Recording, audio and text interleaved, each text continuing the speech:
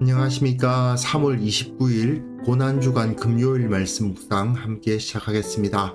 오늘은 성금요일이라고도 불리는 주님께서 십자가를 지신 날을 기억하는 날입니다. 많은 분들이 금식도 하시고 또 기타 다른 특별한 모습으로 주님의 십자가를 기억하려고 노력하실 텐데요. 무엇보다도 주님의 뒤를 따르겠다는 결단으로 오늘 하루를 보내실 수 있기를 기도합니다. 오늘 본문은 마가복음 15장 21절에서부터 32절까지 예수님께서 십자가에 못 박히시는 모습을 보실 수 있는데요. 먼저 말씀을 보시겠습니다. 마침 알렉산더와 루포의 아버지인 구레네 사람 시몬이 시골로부터 와서 지나가는데 그들이 그를 억지로 같이 가게 하여 예수의 십자가를 지우고 예수를 끌고 골고다라 하는 곳, 번역하면 해골의 곳에 이르러 몰약을 탄 포도주를 주었으나 예수께서 받지 아니하시니라. 십자가에 못 박고 그 옷을 나눌세 누가 어느 것을 가질까 하여 제비를 뽑더라. 때가 제3시가 되어 십자가에 못 박으니라. 그 위에 있는 죄패의 유대인의 왕이라 썼고 강도 둘을 예수와 함께 십자가에 못 박으니 하나는 그의 우편에 하나는 좌편에 있더라. 지나가는 자들은 자기 머리를 흔들며 예수를 모욕하여 이르되, 하하, 성전을 헐고 사흘에 짓는다는 자여, 내가 너를 구원하여 십자가에서 내려오라. 대제사장들도 서기관들과 함께 희롱하며 그가 남은 구원하였으되 자기는 구원할 수 없도다. 이스라엘의 왕 그리스도가 지금 십자가에서 내려와 우리가 보고 믿게 할지어다 하며 함께 십자가에 못 박힌 자들도 예수를 욕하더라. 오늘 본문을 보시면 예수님께서 버림받으셨는데 모든 사람들에게 다 버림을 받으셨다는 것을 확인할 수 있습니다. 그러나 예수님께서는 그 은혜를 끝까지 모든 이들에게 나누어 주고 계신 것도 확인할 수가 있어요. 예수님과 함께한 12 제자들은 새로운 이스라엘을 세우겠다고 뭉쳤고 예수님을 따르겠다고 그렇게 고백했었습니다. 하지만 12 제자 중 한 명은 그 스승을 배반했고 나머지 11명 중 단 한 명도 예수님과 같은 길을 걷지는 않았죠. 그러나 새로운 하나님의 나라, 새로운 이스라엘을 세우기 위한 우리 주님의 역사는 전혀 지장받지 않았습니다. 오늘 본문 보시면요. 마침 알렉산더와 루포의 아버지인 구레네 사람 시몬이 시골로부터 와서 지나가는데 그들이 그를 억지로 같이 가게 하여 예수의 십자가를 지웠다라고 되어 있습니다. 교회의 역사상 존경하기는 좀 곤란하지만 부러움의 대상이 될 만한 제1번이죠. 복권 당첨도 이런 복권 당첨이 없습니다.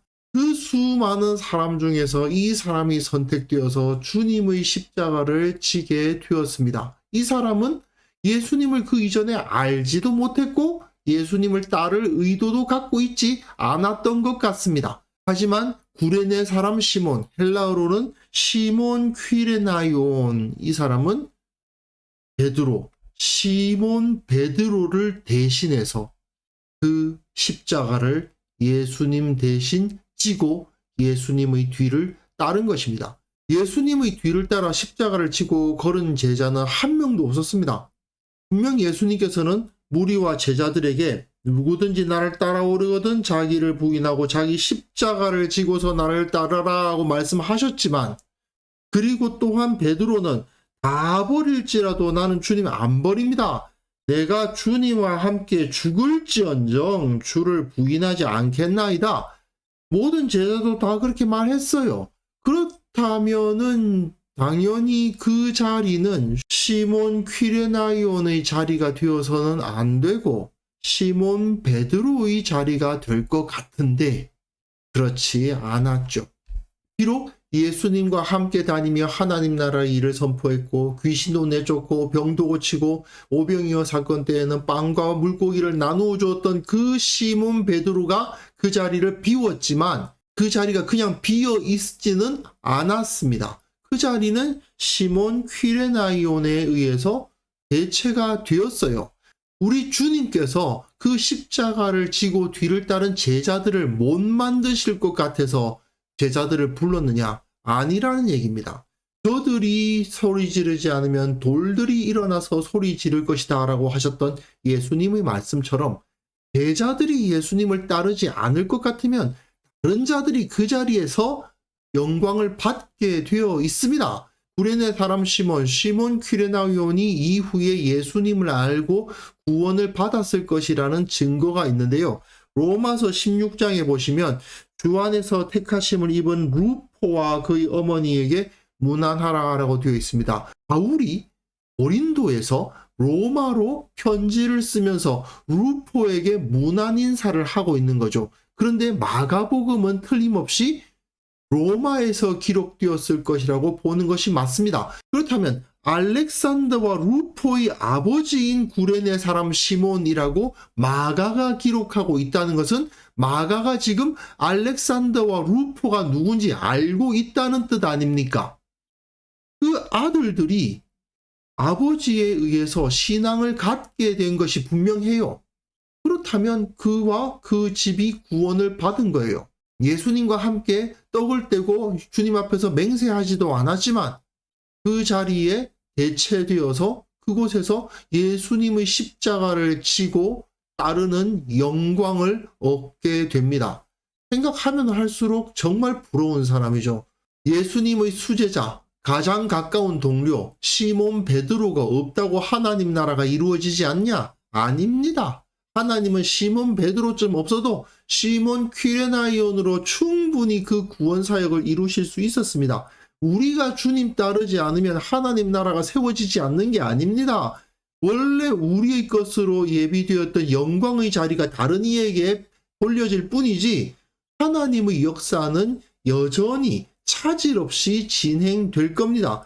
주님의 부르심에 응답하지 않는다면 그 영광을 빼앗길 뿐 하나님 나라의 일은 아무 문제 없이 진행된다는 사실을 우리는 기억해야만 됩니다. 그러니까 주님의 뒤를 따르지 않으면 나만 손해다 하는 것을 철저하게 기억할 필요가 있습니다.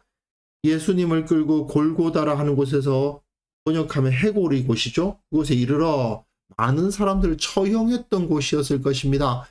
몰약을 탄 포도주를 주었습니다. 몰약을 탄 포도주는 굉장히 비싸고 고급스러운 음료입니다.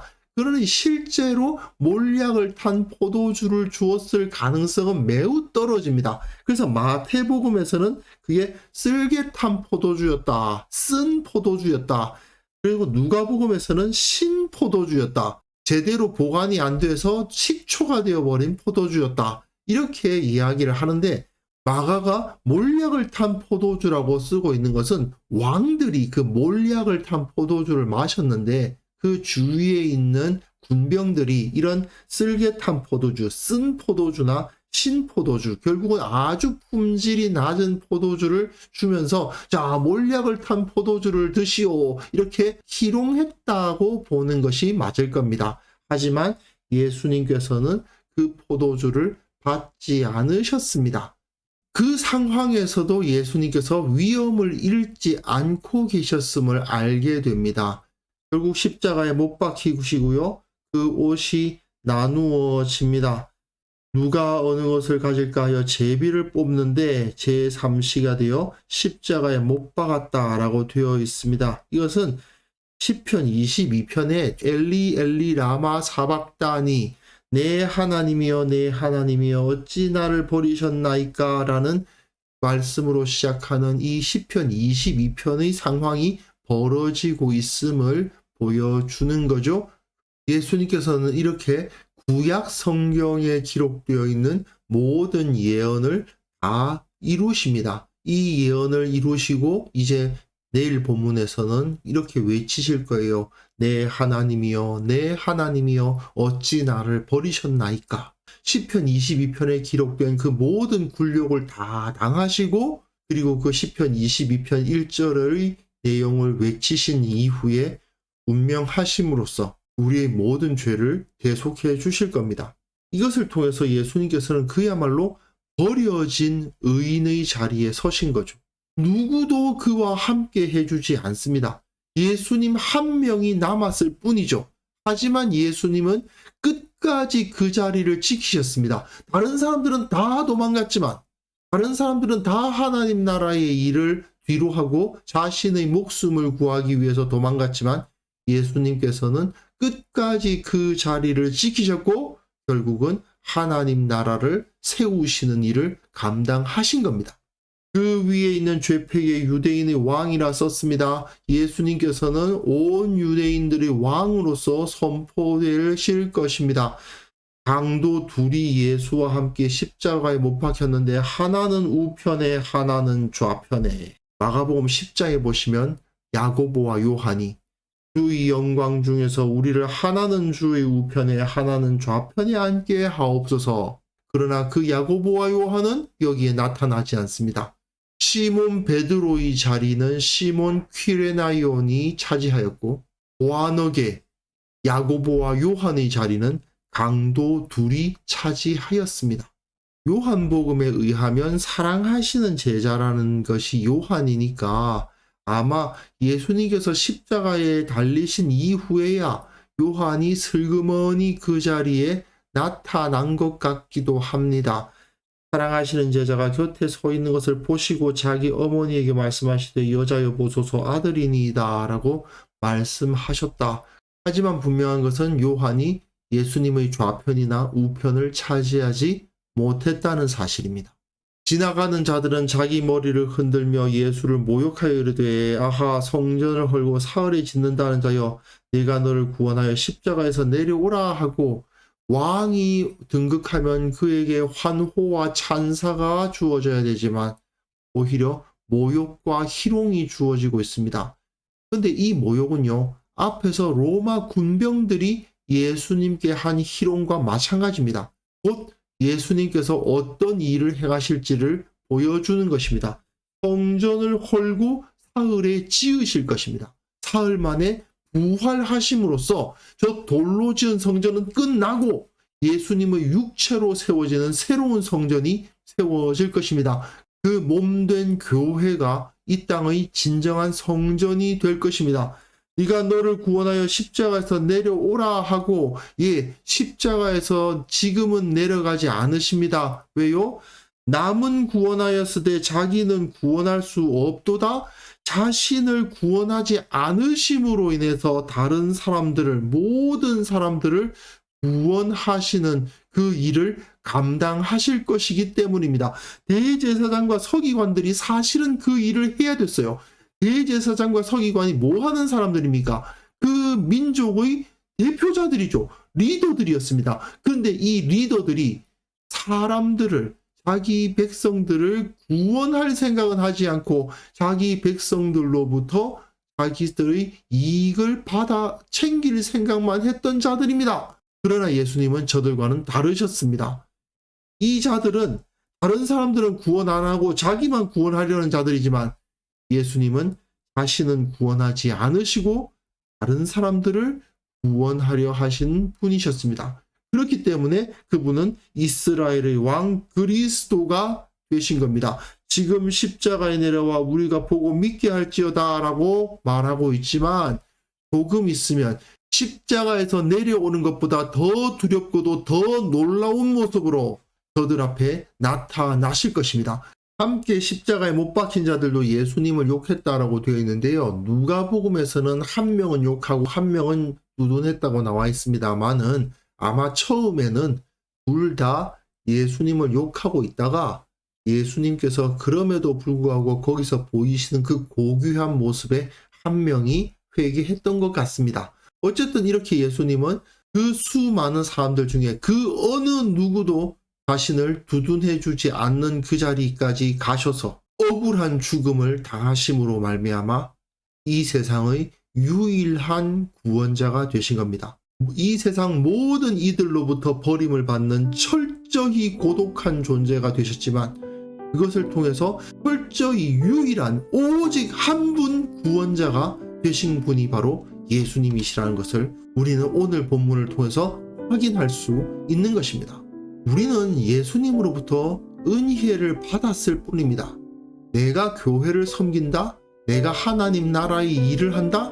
글쎄요, 사실은 주님께서 행하시고 나는 그저 숟가락 하나 얻는 것에 불과하다는 사실을 깨달아야 됩니다. 교회의 주인은 오직 우리 주님 예수 그리스도십니다.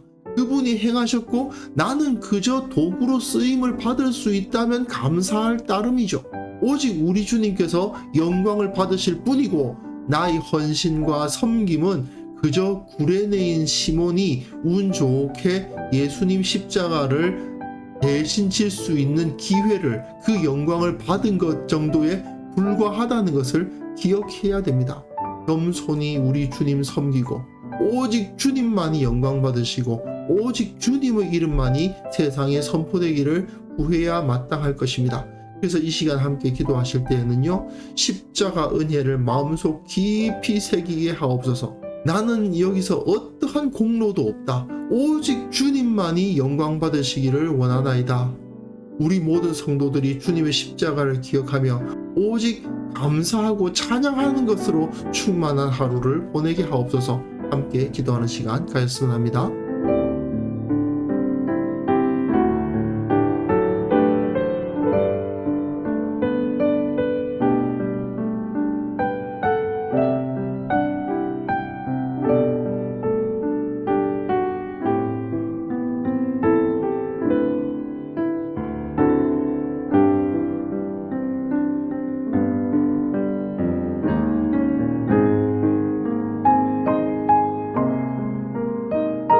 하나님 아버지, 예수님의 십자가 은혜를 마음속 깊이 새기게 하시고 그저 감사하며 그저 찬양하며 살아가게 하옵소서. 주님께서 홀로 영광 받으시고 주님께서 홀로 그 이름을 온 땅에 선포하시고 우리는 그저 주님께서 사용하시는 도구요 주님의 종일 뿐임을 기억하며 주님의 이름만을 높이며 살아가게 하옵소서.